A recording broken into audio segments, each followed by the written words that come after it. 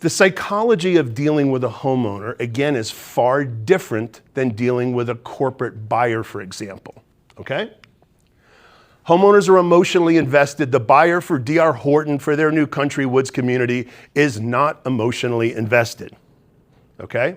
There's a big difference. Again, it's their home, it's not a job site. Their fear and uncertainty is what drive decisions, right? They will stay away from a contractor that they feel will be risky to bring into their house. It's your job in the sale process to give them the comfort, because the confidence that they have or don't have in you, right? That's what's going to determine the sale. Again, it's perception of risk. New construction, no emotion. Remodel, it's all emotion. They have a vision of what they want. My wife wants to do something over our bar, you know, this whole big intricate thing with wood and LED lights. It's emotional for her. That's, you know, that's what she wants. New construction, different world. What are homeowners really buying from you? I said it a minute ago. They are not buying your product. I had 3 different companies come to my house. My wife and I built new construction 2.5 years ago. So we had to have a lot of contractors to the house, right? I bought a electric roll down screen, called a few different companies, right? They come out to the house. Do you think I give a shit, excuse me, what his brand of screen is versus that one? They're all gonna tell me, right? Which contractor gave me the most comfort that they're gonna do this on time, on budget, and I don't have to chase them. That's all I wanted. I don't wanna have to chase them. They're not buying product, folks. If you're not giving them peace of mind, they're gonna keep looking. I had a guy, we were looking to do a hardscape in our front yard just last week.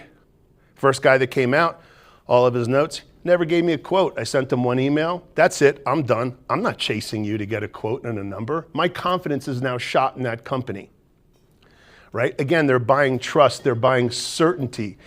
This is the greatest example of they're buying you.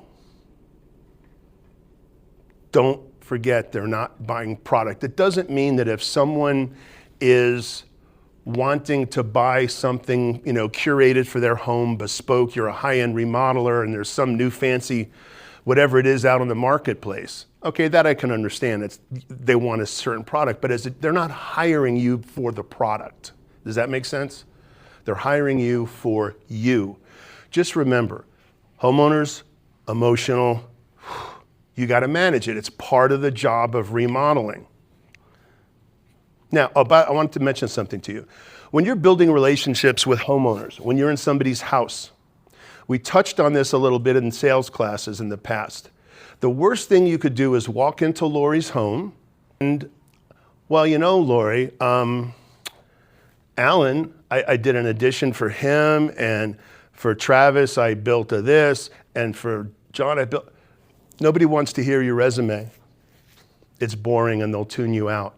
So use the storytelling technique, and it looks something like this. So if I'm visiting with Lori, if I'm in her home and we're chatting and a golden retriever walks in. Oh, it's a golden, oh my goodness.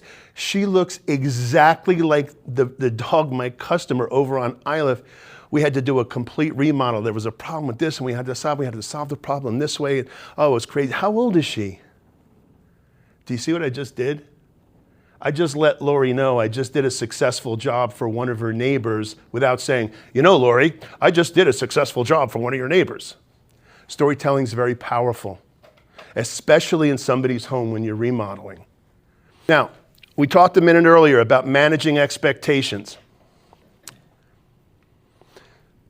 I want you to assume that the homeowners have zero construction knowledge before you walk in the door. Assume they know nothing until they correct you otherwise, right? It's too easy for us contractors to start speaking over somebody's head. Average homeowner doesn't know what a header is. They don't know what blocking is in the framing, right? They don't understand these things. They don't know what a finned window means, right? So set expectations early and be very clear. They've got to know at the outset what to expect throughout the process. Explain the process again before work begins. Let them know where something might go wrong. You know, listen, on jobs like this, with this kind of soil, sometimes we could have a problem. We won't know until I do a compaction test. I'm making stuff up, right? But I'm giving an idea. Manage their expectations. You don't want them to get surprised later. And again, just don't assume they understand. Be prepared to speak in remedial terms, right? Construction 101. I don't care if you're at 701. Talk to your homeowners like they're 101, because they're not going to necessarily understand what you're trying to communicate. But again, it's important at the beginning.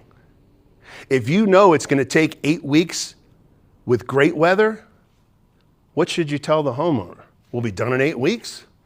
No, I would tell the homeowner, look, in a perfect world, it's 8 weeks, but this time of year, blah, blah, blah, this is what we're expecting. We're going to shoot for 8 weeks, but we're probably looking at 10 until we can get out. Whatever it is. And by the way, if at week 3 you learn there's another 2 weeks because of a delay, just like in new construction, the sooner you notify them of a delay, the less painful it is for them.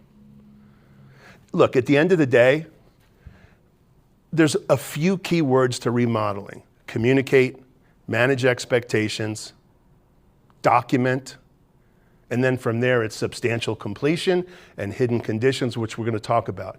Your best friends in this industry.